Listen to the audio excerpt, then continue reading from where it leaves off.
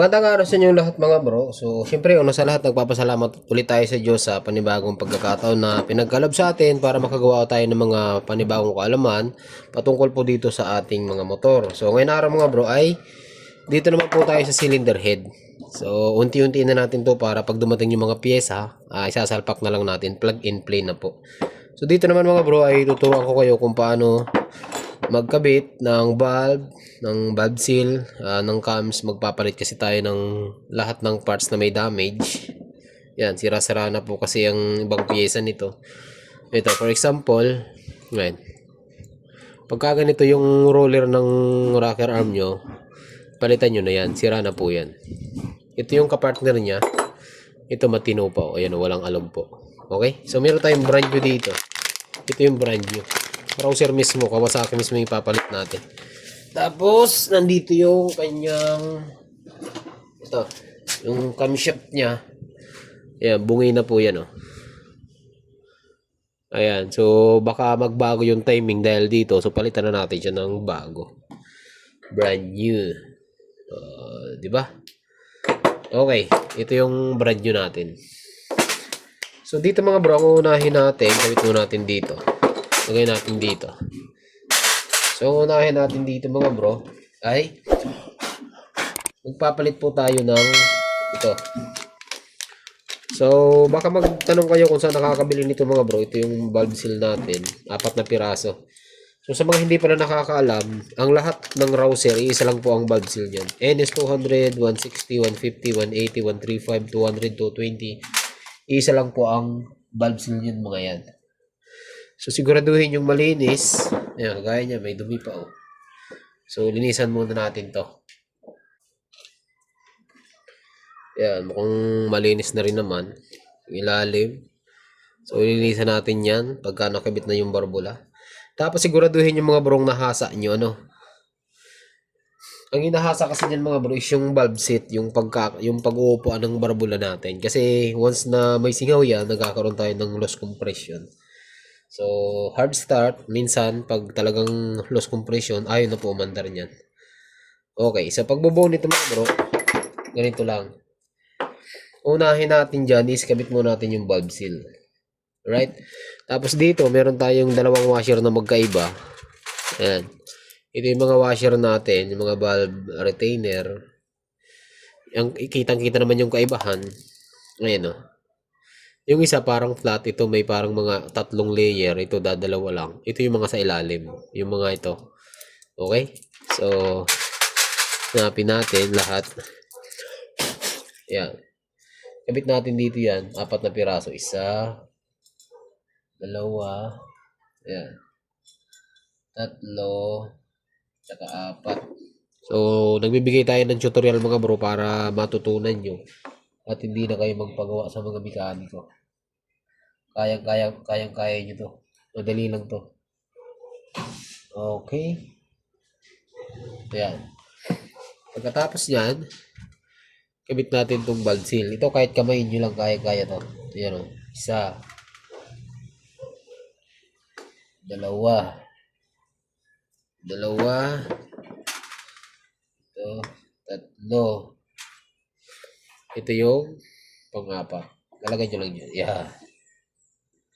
Okay? Ganun lang. Kadali, mga bro. Tapos, syempre, kakabit na natin itong mga ano. Ito, kabit na natin itong mga valve. Para maganda. Yeah.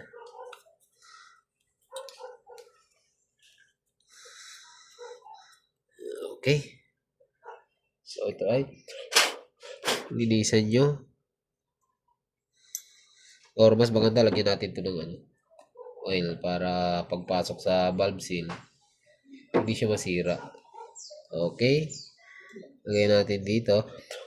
At malinis. Iyon o. 1. Tapos, lagyan natin to.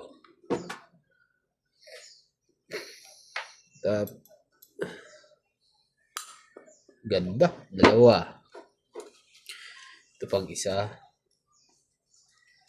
Itong valve seal naman mga bro, trabaho niyan is para silyuhan ng mga oil papasok doon sa chamber. Kaya minsan pag nag-uusok ang motor, possible na valve sila may tama. Pero hindi laging valve sila. So, gawit natin to. Lagyan natin ng oil.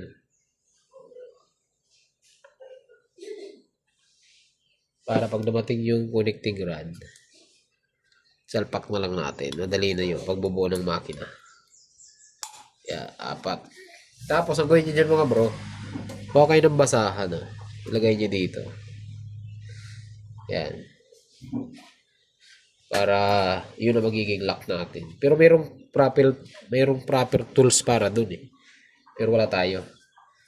Okay. So, dito naman, yung valve spring natin. Dito marami nagkakamali mga bro. Pansinin nyo, mas ito may curve dito kumpara dito. Parang mas ano yung ikot ng spring dito. Ito yung kaibahan no. Pababa, di ba? Ito maluluwag, dito masikip. Yung masikip sa ilalim niya. Masikip. Ewan ko lang kung nakakita nyo, pero kitang-kita naman yan eh. I-zoom natin, no. Ito yung masikip, maluwag, masikip, maluwag. So, dapat, ang lagay nito ay pailalim. Nasa ilalim yung ano. Nasa ilalim yung ano. Pero mamaya na. Ito muna, unahin. Isa-isa lang muna. So, lagay tayo ng isang retainer. Ito mga bro, baka magtanong kayo, okay lang ba ito magkabali-baliktad? So, wala pong problema kahit magkabali-baliktad to. Ayan. Ganyan o. Diba? Isa-isa lang. Ito yung ating mga valve lock natin. Maliliit lang to. Ingatan nyo kasi tumatalon to. Valve lock. Kabit natin dito. Yan. Maliit lang to eh. Kumpara sa ibang motor, maliliit lang to. Ayan, ganun o. Tapos, gagamit tayo ng valve tool.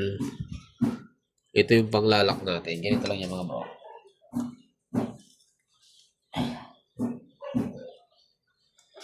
Yeah.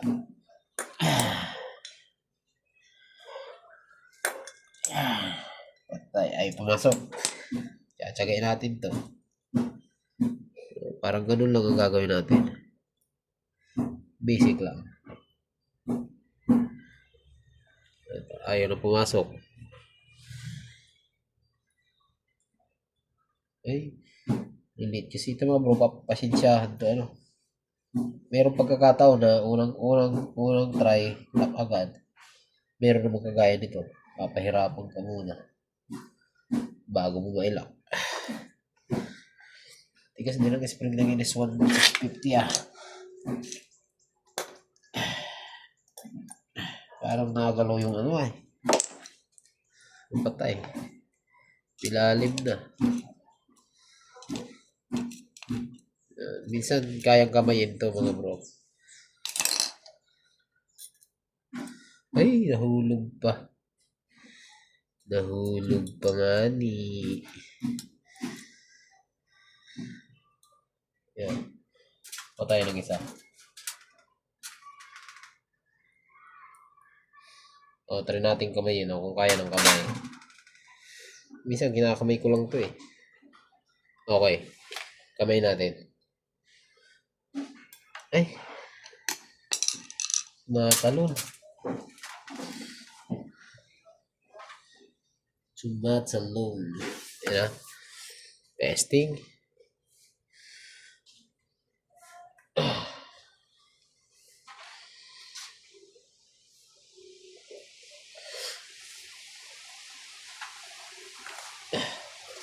Malapit na oh.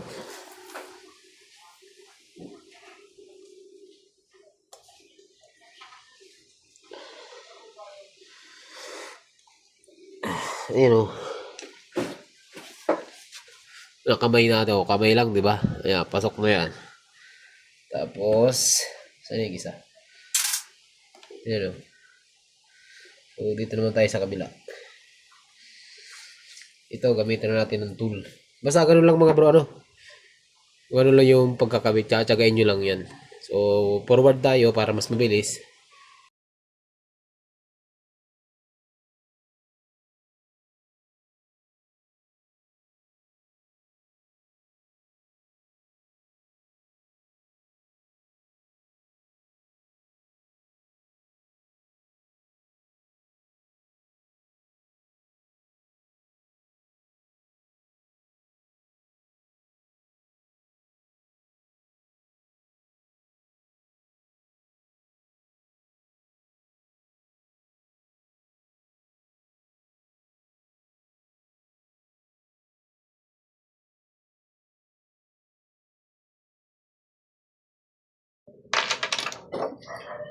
Kung nakikita nyo mga bro, bali nakabit na natin yung apat na barbula. Ayan o, pwede mo i-double check yan. Dapat hindi yan tatalsik or aangat. Alright, so ganun lang kadali mga bro, ano? So ngayon, langisan natin to ng kaunti dahil kakabit na natin yung ating bagong camshaft. So ito pala mga bro, para sa mga nagkakalas ng NS, ayan, mayroong butas yan dyan. Yan yung oil passage natin paakyat. Yan to yung nagbibigay ng supply ng oil sa ating camshaft. So dapat walang butas yun. So dito, dali lang, ayan o. So salpak nyo lang. Tapos ito mga bro, mayroong tamang daanan yan. Ito. Kita nyo yan, oblong siya, diba? Oblong. So dun natin idadaan yan. Ayun. Tapos, ayan, oblong. Ayun. Smooth lang. Ayun. Ganun lang dapat, oh. Ganda, diba? Tapos, mayroong lock dito yan. Ayan. So, kabit natin tong bagong lock. Oh, madali lang din naman ito mga bro. Parang ganun lang, oh. Kaya wala kayong tools dito. Basic lang to. So, kita nyo dito. Ayan. Sumpitin nyo lang yan dyan mga bro. Shoot yan. Ay. Pero kung meron kayong circlip, siyempre mas maganda yun. Kung meron kayong circlip. Pero kung wala, tigas ah. Kung wala naman kayo mga bro, ganituhin nyo na lang. Ayan o. Diba? Pasok din naman yan. Siguraduhin nyo lang na nakapasok siya dun sa kanyang kanal. Para hindi siya lumabas. Kasi pag lumabas, patay. Yan, ganun po yan. Oh. Ganda.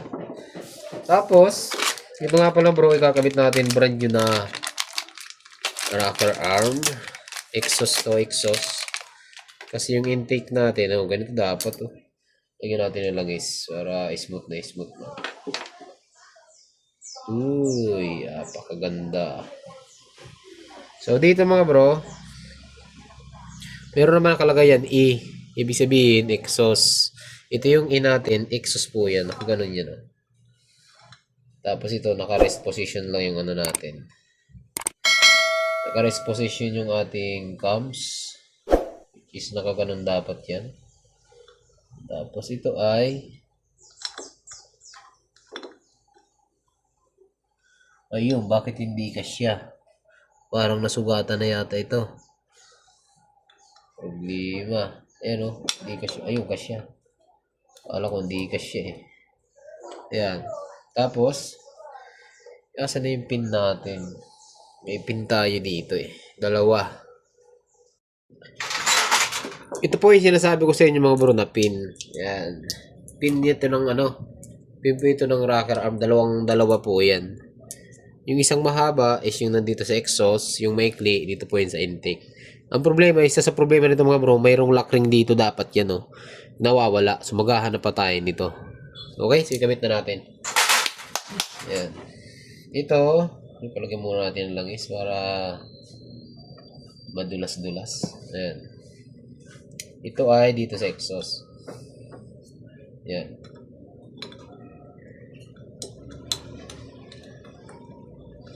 Ayun.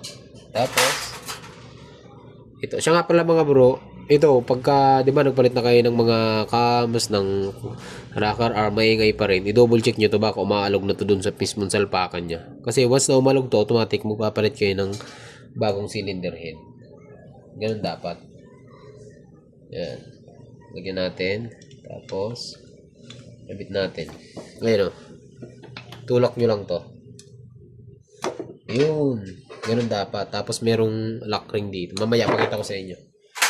Tapos, meron tayo dito ng dalawa. Ito, sira na to. Ayan, wala na po yan.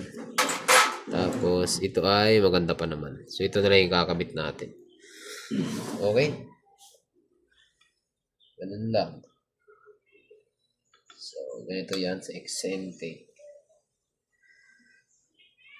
Problema nito, mukhang kailangan natin luwagan yung ano. Para di yata papasok eh. Gawa ng ano. Gawa ng, ayun, pasok. Ganda. Pasok na naman siya eh. Yun o. Smooth. Yan. Okay. Ganun lang mga bro yung ganun yung pagkakasa ng lahat ng pyesa ng NS. Ito yung lock na kailangan natin dyan lagyan. Oh. Dapat malagyan yan. So, maghahanap muna tayo ng lock para may kabit natin. Tapos, syempre, wag nyo kakalimutan, tune up po natin to. Kailangan maganda yung tune up para hindi tumukod. Alright? So, ito, papakita natin sa may-ari yung pinagpalitan. So, hanggang dito lang yung video natin. Sana meron kayong natutunan. Basic lang ito mga bro, pero malaking tulong to sa mga gusto mag-aral at gusto mag-DIY ng kanilang mga motor.